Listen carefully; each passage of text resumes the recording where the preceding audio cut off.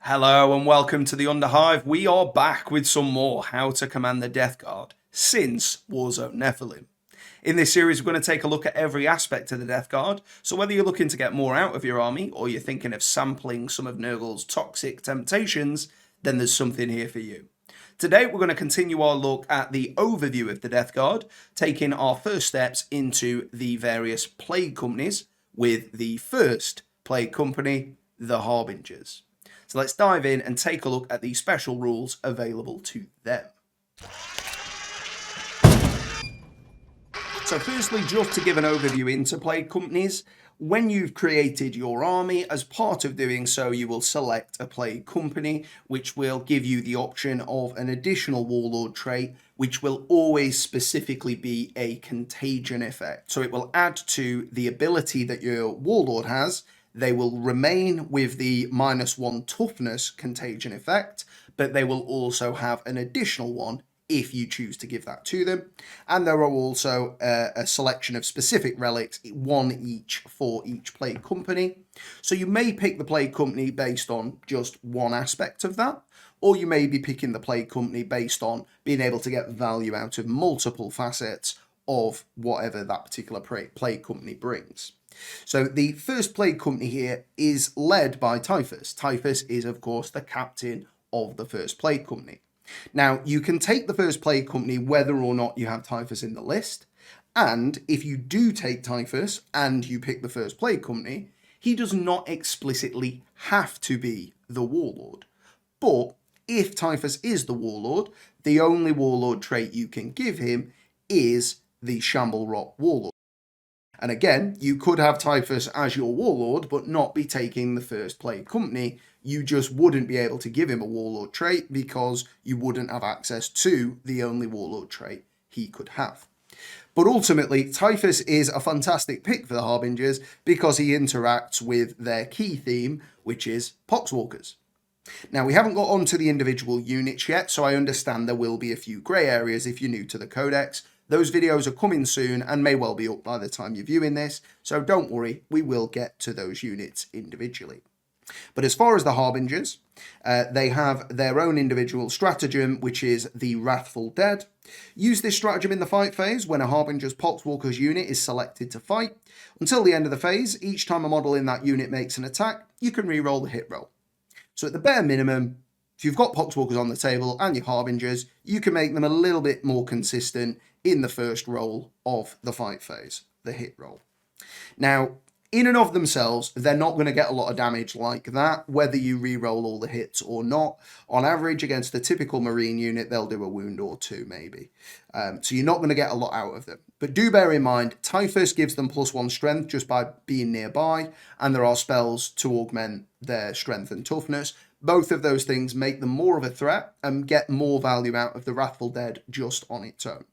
But the reason the Wrathful Dead is so strong, I'm going to touch on another stratagem just now because it's relevant. The Mutant Strange stratagem allows you to deal mortal wounds to the opponent on a hit roll of a 6, with the downside that you will deal mortal wounds to your own Poxwalkers on a hit roll of a 1. Being able to double down on that stratagem with the ability to full rerolls not only mitigates the amount of mortal wounds you'll do to yourself because you'll re-roll those first set to 1s and hopefully get less on the second batch, which is the likely outcome but not guaranteed. But not only that, the Wrathful Dead stratagem is you can re-roll the hit roll, not failed hit rolls. So you could re-roll anything from a 1 to a 5 and really chase those 6s. In some cases, the opponent they're up against is just that tough and that good in terms of armor save. They've got no AP, that you might expect to push no damage manually through attacks. So you might wish to just double down and go, look, this unit's got 13 wounds. I need to deal 13 mortal wounds because there's nothing it can do about it. I've got 5 6s on the first batch. I'm just going to roll everything else and go for the other 8. If I get them, I kill it. If I don't, it is what it is.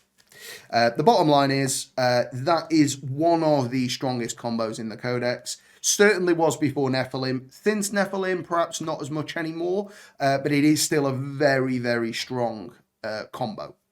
So the fact that Harbingers have the second piece and only they get that does mean that if you're planning to run a lot of Poxwalkers, there's a very solid reason to run the Harbingers just for that stratagem. Next up, we've got the Warlord trait, which is Shamble Rot, not one of the strongest in my opinion. While an enemy unit, excluding vehicles, is within contagion range, at the start of your opponent's movement phase, roll 1d6, subtracting 1 if the unit has the character keyword. On a 4 up, the enemy suffers 1 mortal wound. On a 6, the enemy suffers d3 mortal wounds. So you're never going to be able to deal d3 to a character, but you could at least get 1 on them. Otherwise, you might deal 1 or d3 damage. Personally, you can stack these up, and I am going to do a wombo combo video that will include how many of these effects you can stack up, but it's just not that likely that you will stack them all up. Your opponent has to play into it, and if you are, a sporting player, and you're a good player, you will inform them of these rules at the beginning and give them the tools they need to effectively play around it, because that's good sportsmanship, and many tournaments will reward that. So ultimately, you will be letting them know in advance. They will have the opportunity to play around it. I just don't think it's that strong. 1 mortal wound doesn't generally have enough effect to matter. Yes, if you're stacking it up across multiple units, one of them, that 1 mortal wound might kill a model that forces them to roll leadership, and then they fail, and then they run away on attrition, etc., etc. Yes, it can happen. Yes, it can be impactful. But is it going to be that often? Not in my opinion. But by all means, give it a try if you want to. And then the relic there, Infected Remains, Harbinger's model only, once per battle. At the end of your movement phase, you can select 1 objective marker that is within 3 inch of the bearer. While the bearer is on the battlefield, that objective marker has the Contagions of Nurgle abilities and is considered to have all the same Contagions of abilities as the bearer has. So you would put this on the Warlord so that it's not just sharing the -1 toughness, but it's sharing Shamble Rot. I would argue that essentially this is just extending the aura by 3 inches in the direction of the objective at a maximum. It might only extend it 1 inch if you're within 1 inch of the objective. It's just not that strong an effect, and the fact that you can only do it once per battle, it's just hardly ever going to come up, and when it does, you use it and then it's gone. There are just far better uses for the relic, and you're not getting a relic for free anymore. So I think if you see the Harbinger's detachment, you were probably never seeing Infected Remains anyway, which is the name of the relic, but you're probably never going to see it now because it's just not worth a CP to do that. Well, that is the Harbingers. So I'm going to come back in the previous rendition of this episode. I gave the breakdown of the maths involved for the Wrathful Dead and the Mutant Strain stratagem. In an effort to get this video out sooner rather than later, I'm going to do that in the Wombo Combos video because I've got about another 20 of these to try and record today, which I'm sure you can appreciate is a lot of work. So, thank you so much for watching. I do think Harbingers is strong just on the basis of the stratagem. I don't think the other bits add too much, but the fact that Poxwalkers have been reduced in points cost back down to 5 means that they're definitely going to appear in the list. Plague Marines getting a massive boost, in my opinion, means you'll probably see less armies that run 3 squads of Poxwalkers, and you might see more that are 2 Pox, 1 Plague Marine, or 2 Plague Marine, 1 Pox. Or you might even see people using more than the 3 required troop slots, just because the troops are so good value for the points now that you may wish to just run more of them. But either way around, you will still see Poxwalkers, and that is a solid enough reason on its own to run the Harbinger's detachment. Well, that's the end of that episode. Thank you so much for watching. If you would like to get involved, whether it's a like, a comment, a sub, that would really mean so much to me. Thank you for all of you that did that in the previous series as well. That isn't lost on me, even though I have replaced them with this series.